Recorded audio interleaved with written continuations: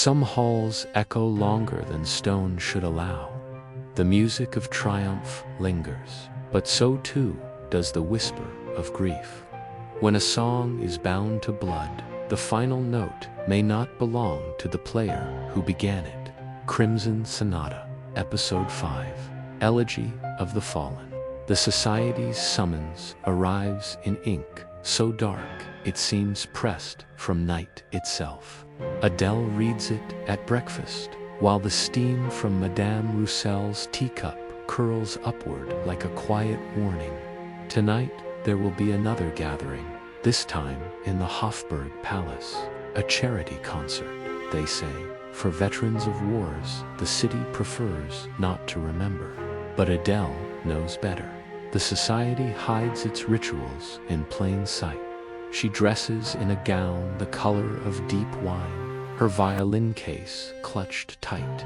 Madame Roussel adjusts her gloves with sharp precision, muttering, "Charity is simply appetite with finer manners. Keep your eyes on the stage, not the faces." The palace dazzles, chandeliers raining light upon marble, but beneath the grandeur hums unease.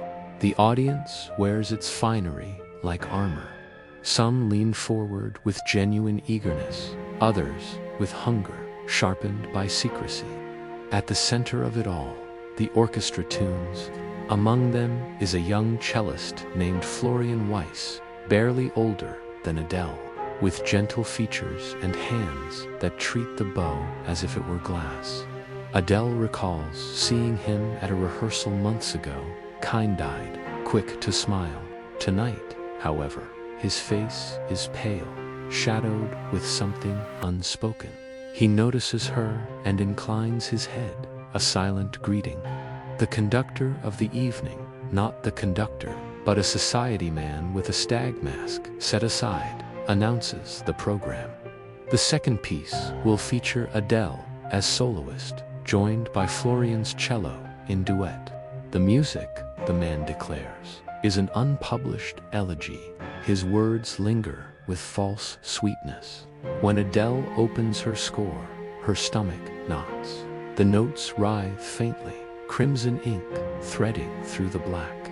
Florian notices her tension, whispering, "Do you see it too?" She nods. His voice shakes. "They told me to play. They said if I refused, the music would find someone else to suffer in my place." The performance begins. The first passages are mournful but pure, cello and violin weaving sorrow into beauty. Audience members lean forward, rapt by for a moment. Adele feels almost safe until the page shifts. The elegy turns darker, notes bending into unfamiliar dissonance. Florian's cello trembles, his bow dragged as though by unseen hands. His eyes widen in terror. Adele fights to control her line, anchoring the melody. But the sonata has other plans. It drives them into a furious crescendo. The chandeliers quiver. A mirror shatters in its frame. Florian gasps mid-bow. His hand seizes. His cello cries a final, broken note. The hall erupts in chaos. Patrons scream. Some convinced it is a collapse, others enthralled as though they've witnessed divine revelation. Florian slumps forward, lifeless, the bow sliding from his fingers. Blood trickles from his nose, staining the strings. Adele's violin shrieks, a discordant coda, without her consent. She drops it, the sound cutting short, like a throat severed. Silence slams into the room. Madame Roussel rushes to her side, shielding her from prying eyes. The society officials mask the tragedy with swift words. An unfortunate fainting spell, nothing more. Servants carry Florian's still body away, but Adele knows what she saw. She knows the elegy demanded a sacrifice and claimed him. Later, in a deserted corridor, she weeps quietly, clutching her violin.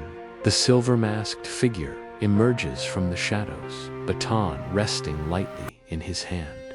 "Do you see now?" he murmurs. "Every piece demands a life. Your bow spares you, for now, but others will pay the price." Adele glares through her tears. "Then I'll find a way to end it." He tilts his head. To end it is to silence music itself. Are you prepared for that? His words linger, sharp as the edge of his mask. Then he fades, leaving her alone with grief. When Adele returns home, she places her violin on the table and whispers, "If you are to kill, then you will kill me first, not them." The strings hum faintly, as though mocking her resolve. A song meant to honor the fallen claimed a new life before her eyes. Adele has seen that the sonata does not only curse, it feeds, and as long as she plays, others may fall. The elegy is unfinished, and Vienna itself is listening. Thank you for watching this episode of Crimson Sonata on Veilbound Studios. The music has only just begun, and every note carries Adele deeper into the truth. Be sure to subscribe, share, and join us for the next episode, Episode 6, Strings of Betrayal, where shadows lengthen, masks are lifted, and the sonata plays on.